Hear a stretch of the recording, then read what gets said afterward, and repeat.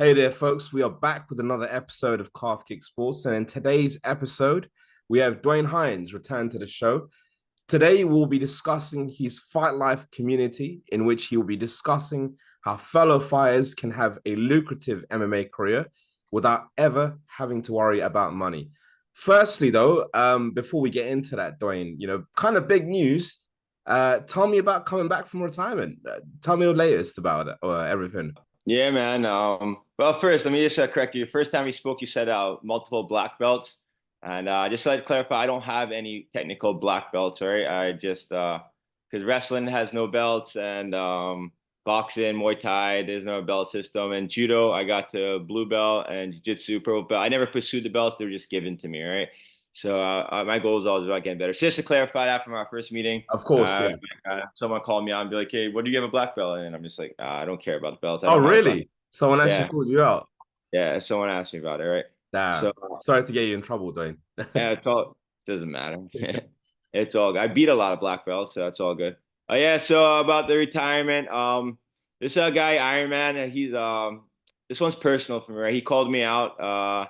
It's my only loss to a guy from Trinidad in any combat sport.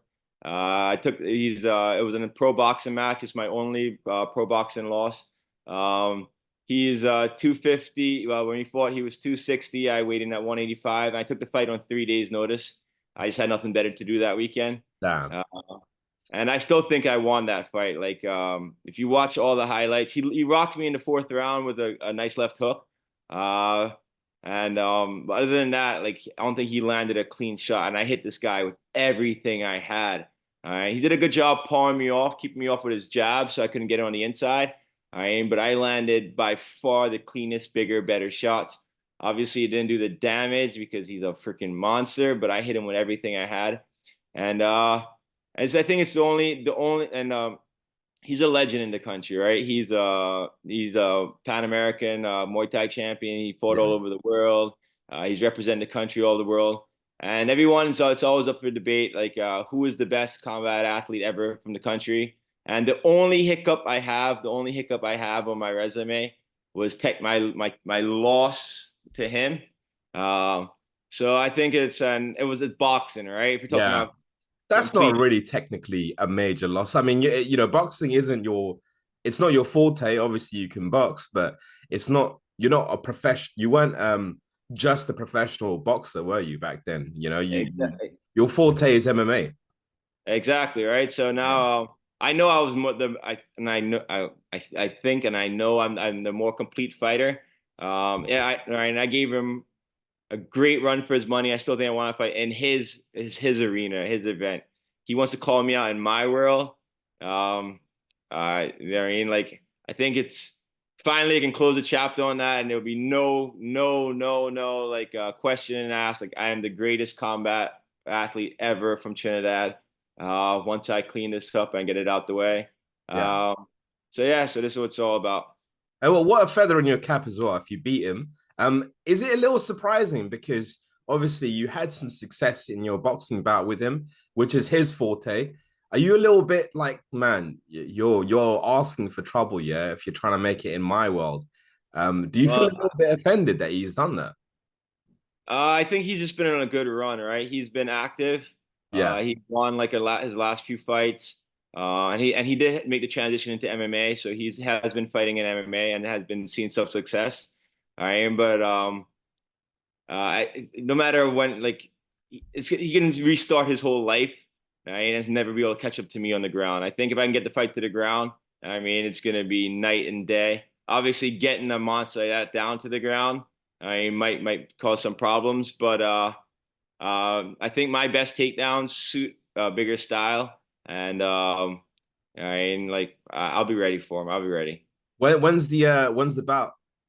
It was planned for November, end of November. We have a Caribbean Ultimate Fist Fighting Cup is the like one of the bigger promotions in Trinidad. Um, we're trying to finalize a deal with them. We're seeming to having some difficulties doing that. All right, but either way, it's gonna happen. Even if we have to just fight in the street, all right, to make get this done, right? Right? Like I'll be going to Trinidad next week for a buddy's wedding. I'll be going on to the podcast to tell my side of the story. Maybe we'll do a little press conference for the event. Either way, it's going to happen either through some promotion or no promotion, even if it just has to be cameras in the gym. You know what I mean? But we're gonna close this chapter and I mean once and for all prove that I am the best combat sports athlete ever from Trinidad. 100%, man. 100%. One final question on this before we move on, Dwayne. Yeah. So what's the plan? I mean, let's be assumptive. You starch him first round, easy. Are you planning to kind of continue to do more fights after this? I thought I was done a long time ago, right? Like if the right fight, right star of the line, like not my focus, right? My focus is on being a dad and giving back to other fighters, and I'm real happy, right? I'm real happy. The only reason I'm doing this is because the stars aligned. I think everything was just perfect for me, like the timing, the right fight, the right. So if it happens again, it happens. But I'm technically I'm still retired. This is just like a one off, but you never know. Like, you know, if like another YouTuber or content creator out there, I mean, same age, going through the same stuff. I mean, like retired as well, and wants to call me out, and and I'm like, I think it's a good fit, and I would never say never again, but I'm technically retired. This is just, I mean, a closing chapter. Yeah, definitely, definitely. But let's talk about the Fight Life community, that you've kind of building up with the last few weeks and months. I really like what you do. And just to kind of tie into something that's happened recently, you've seen, an amazing success story in the Marab Divashili becoming the UFC champion. But he actually originally started off just being a construction worker. He struggled for a very long time to kind of handle both. It takes a very special mind, yeah, to be able to fight, train, and just about struggle and kind of scrape pennies by. What made you start this? I think it's the number one. It's literally the number one issue combat sport athletes are going to face is finances, right? It's like it's. I think I posted a New York Times article. 70% of combat athletes say finances is their biggest struggle. I think 90% of combat athletes, 95%, 97% of combat athletes would never make enough money through competition alone to support their life. And they still have to have some kind of side hustle, a side job, or doing something online or doing something. Another 95% will not be able to transition their skills when they're done the end of their career into making money from it, from coaching, training, stuff like that. They'll have to go out and get new jobs in a different field or to complement or supplement their skill set, right? And and for me, it's just like, what's the number one way I can give back, right? Like I like to tell the story of Kirsten Manswell from Trinidad. He was a Pan American champ. I told that story, right? Pan American silver medals, Congo silver medals. Last time I saw him, this guy's one of my heroes growing up. Fought Deontay Wilder on TV. I saw him at the grocery. He was a security guard at a grocery store, right? And like it was heartbreaking for me. It's just like I just know how much knowledge this guy has when it comes to sport and stuff like that. But he can't he can't make a living with that knowledge and the skills because he doesn't have the other skill sets, the business mind. All right. And there's a lot of up and comers too who are in the sport. We eventually who leave the sport like see so much potential. This one guy I talk about Randy. He was just like I thought he was gonna be the next GSP. He definitely had more potential than me, but turned like 18, 19 is already national champ in boxing, judo. And then his parents told me he had to get a job. He had to get out the house basically. Wow. Started to come into training less and less and less. And eventually just faded away. And disappeared. And I think it's like a common story, right? Because Yeah. it's just so it's like, what's the number one way I give back, right? It's like if I knew what I knew now when it comes to business, like now it's just like life's things are good, man. Life's good. Like, and I work 5 hours a day, and I can get a lot of time with my friends, with my family, and I get to spend a lot of time making content and trying to get my new online project because I know how to set up the business, right? And I've helped other fighters do it, all right, who've come in and who I've trained, who wanted to be trainers and stuff like that. So it's just like, I mean, you can make a lot of money. I mean, because we're niche. Everybody do in their heart. I mean, would like to learn how to fight and be able to defend themselves. I mean, but we just it's like any business, right? It's learn how to sell, learn how to market, learn how to package products. You know what I mean? So you're getting the most bang for your buck. You're not just selling off $50 a session or $20 a session, but you're selling packages, so you're getting lump sums of money, so you can make moves and stuff like that, right? So it took me years and years and years to figure out everything I do know about business to get to where I'm at tonight now. All right. And like I spent a lot of money on business courses, on mentors, on just every single second that I'm not with my family or in the gym, I spend on how I can about learning about business, all right, marketing, sales, and and developing products. So that's what it's about now. Is just like I can give a fighter a straight path, to within 6 weeks, to start making some serious money using their skills, staying in the gym, working less hours. And hopefully that will keep them on the path a lot longer and not discourage them. They won't have to leave because they're trying to balance a 9 to 5 and trying to train still 6 hours a day or 10 hours a week, whatever it is. It's just like I think like it's a massive problem that I could help a lot of fighters with if they were just listening, right? Yeah. Yeah, and it's something that could be revolutionary as well because you've probably seen it with your own eyes. Yeah, many people that could have been the world champion in the UFC, ONE FC, PFL, etc., etc., but they just had to stop because of financial reasons. So this definitely would help. What would you say is what would be like a massive goal for you? Yeah, in terms of your most successful client. If I can help just one, like if I can help one person out there and I continue chasing the dream and go on to do something big because they were able they had the financial freedom and flexibility, I mean, to be able to pursue their dream, right? Now I would see it's a passion project for me. I don't expect to make a lot of money or anything from this. I mean, it's really fighters are really hard to get through to. They're tunnel vision. No matter what, they're going to be world champions. They're going to be, and I was there, so I know. Right? But if it's one thing I can go back and give myself when I was coming up is if I knew what I knew now about business, I wouldn't have had to spend 5 years bartending. All right. So trying to work night shift, going straight from work, straight to the gym to train, to go home to take a nap, to come back into the evening session and go straight to work. I did that for years. It was a grind, right?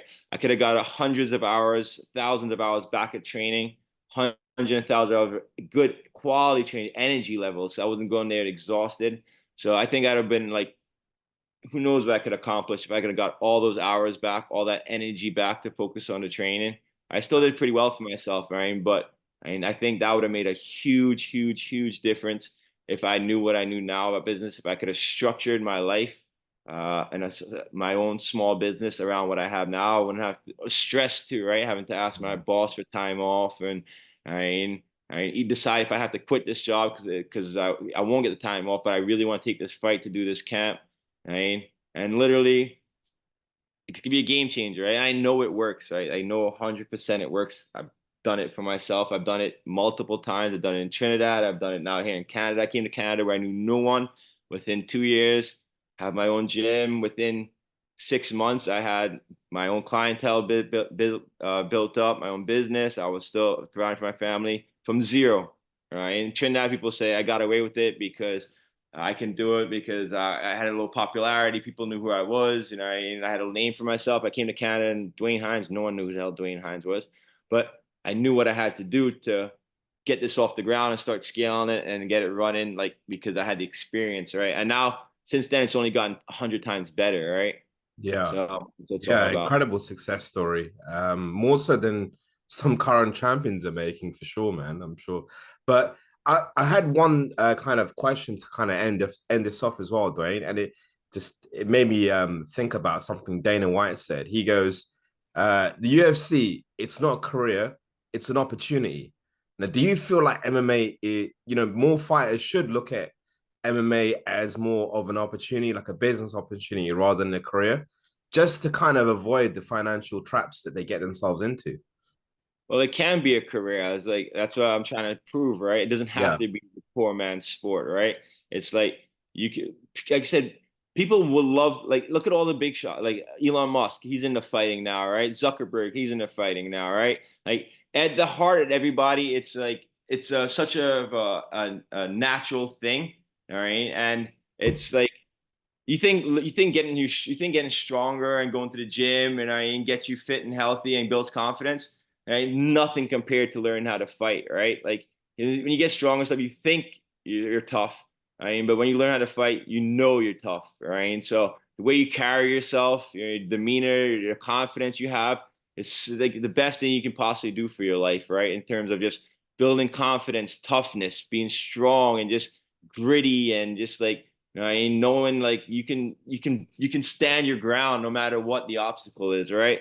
So that's what it's all about. And it's just so hard, man. Like again, I know again fighters to take this serious and to listen. It's like I show a technique and it's getting hundreds of thousands of views, right? Millions of views. I talk to them about finance and it's like crickets. Da, da, da, Yeah, right? But yeah, it's like, yo, it's like I can't make it any easier. Like literally, it's like day one, do this. Day two, do this. I'm running some case studies right now. One of our guys, like we had only three guys, two guys signed up for it. One guy dropped off halfway, because it's just like it's not the attention span, right? You're still gonna have to put the work in. The other guy who stuck with it, all right, it's been 6 weeks into the program. He's already got 7 new clients paying high ticket premium price. All right. He's been converting them to full if you follow once you follow through and converting them from just the challenge program, all right, to full-time programs into a 6 month year commitment. All right. He's already moving from his basement to a bigger gym where he's got his own little studio place, right? Because he wow, knows, right? And he's gonna be cashing in within 6 weeks. He's gonna be bringing in, starting at half price and bringing in seven, so $2,100 in 6 weeks. All right, just following the program.